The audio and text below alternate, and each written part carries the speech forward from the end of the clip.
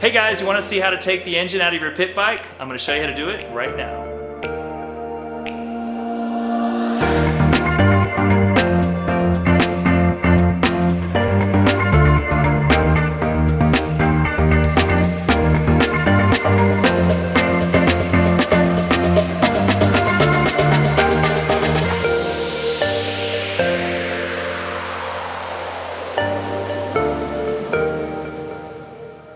Hey guys, it's Brian. I am back in the garage again today, finally starting on that CRF 70 project that I've been talking about from like the last two videos back. And up front, I want to say thank you to T-Bolt USA for stepping up on this project. We are going to collaborate with them to build up a super cool pit bike.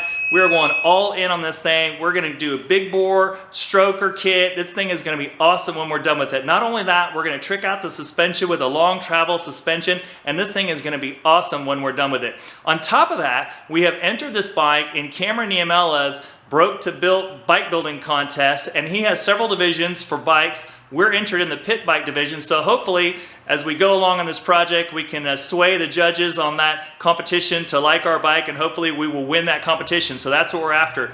So a little background on this bike. It's a 2007 CRF 70, and I was actually given this bike. This guy just wanted to get it off of his porch and said if I will come take it that I could have it. So he gave me this bike for free, and honestly, in a way, maybe he got the better end of the deal because this thing is so nasty, it's unbelievable. It was left out on a porch for God knows how long, rained on, corroded like you would not believe. It was just absolutely disgusting. So I have personally never worked on a bike as nasty as this bike is. This procedures and this video are pretty simple. If you're mechanically inclined, it's not going to be very difficult. And even though it's brief, I did put timestamps in the description, so if you want to skip around to see just a certain part, you can do that. If you look in the description box, you can find the different timestamps to move around. In this build series, I'm going to go over all kinds of things: the engine rebuild, all the coating processes that we're doing, all the suspension mods that we're doing, all the installations that we're going to be doing, all kinds of stuff. So there's going to be a lot of videos coming out of this project on this CRF build.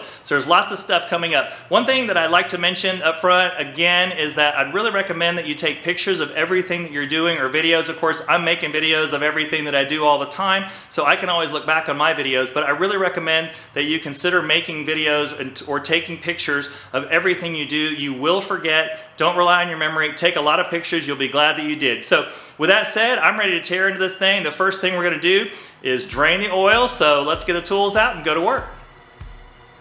First, we drain the oil out of the crankcase using a 17mm socket to break the crankcase drain plug loose. Next, remove the right side panel using an 8mm socket. Next, remove the exhaust. At the subframe, it takes a 12mm socket. Next, remove these exhaust bolts. Super nasty. That's a wonderful sound.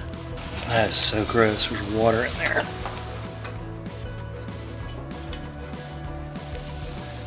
Next, remove the kickstart. It takes a 10mm. Next, 3 left side crankcase cover bolts using an 8mm.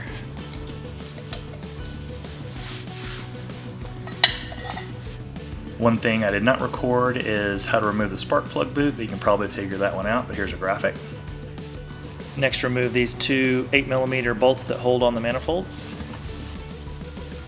Next, remove this breather.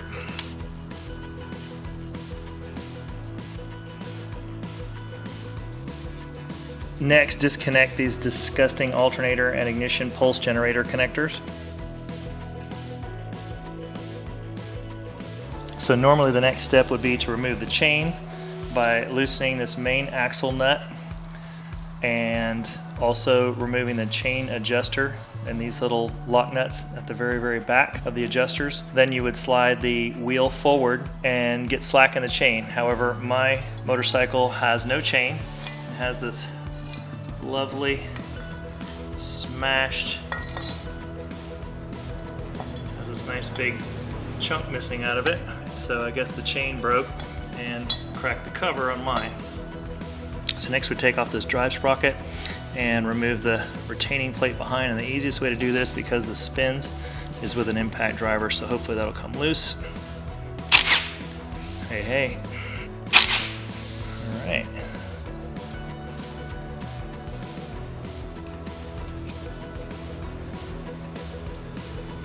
and push the breather hose through the hole here in the side of the frame. It's a little hard to show these foot peg mounts, but they're under the engine. They're 12mm bolts. Next, remove the brake pedal return spring. All right, so now we're ready to take out the motor. So start with the lower motor hanging bolt. So next we're going to do the top engine bolt. All right, so if we did everything right, the motor should come out. So is that just the nastiest thing when you open up that cylinder and see all that water in there? I couldn't believe it, man. And the exhaust too is so gross. Anyway, I can't believe sometimes how people neglect their property. You know, I don't know, man. I value the things that I have. So, hey, I just want to say, again, thank you so much for watching my videos. I really appreciate it. Thank you so much for all the nice comments that people leave me all the time. I find it really helpful, and I meet a lot of people. I've really enjoyed making a lot of friends doing these videos. It's been really, really fun. So hopefully you found that video helpful. I know it's a fairly simple procedure and a fairly short video. We got a lot more videos coming on this series, so stay tuned. There's going to be a lot of great stuff coming up. So with that, thank you so much once again. I'll see you soon on the next video, and have fun.